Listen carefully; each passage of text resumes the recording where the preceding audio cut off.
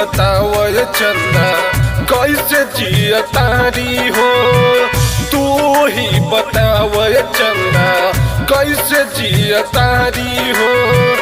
हमारा से दूर होके हमारा से दूर होके कैसे रह तारी हो।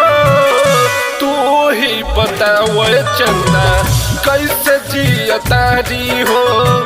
तू ही बताव चंदा कैसे जिया तारी हो।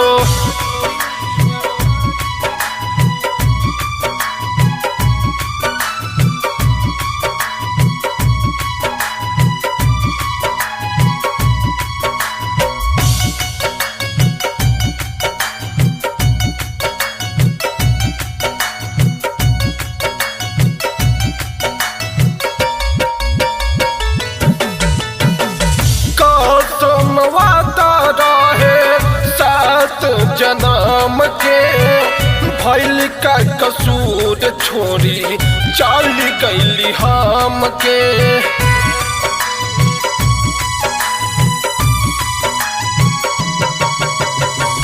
कसम वादा रहे 7 जन्म के भइल का कसूर छोड़ी चल गईली हम के। जिंदगी के दुख अपना जिंदगी के दुख अपना कैसे कहतारी हो।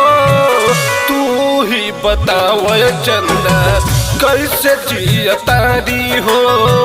तू ही बताव चंदा कैसे जिया तारी हो।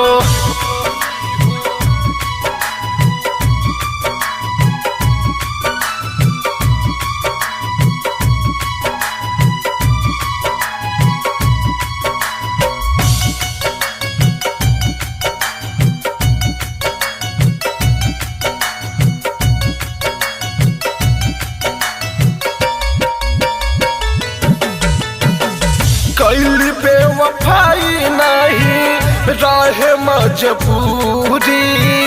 शिवमयम बुझ से बनाई लिहली दूरी।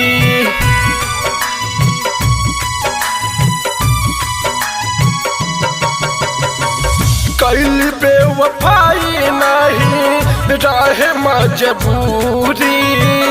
आनंद मिश्रा से बनाई लिहली दूरी। घुट घुट के जाखम दिल पा घुट घुट के जाखम दिल पा कैसे सहतारी हो। तू ही बताव चंदा कैसे जिया तारी हो। तू ही बताव चंदा कैसे जिया तारी हो। TMP रिकॉर्डिंग स्टूडियो दिल।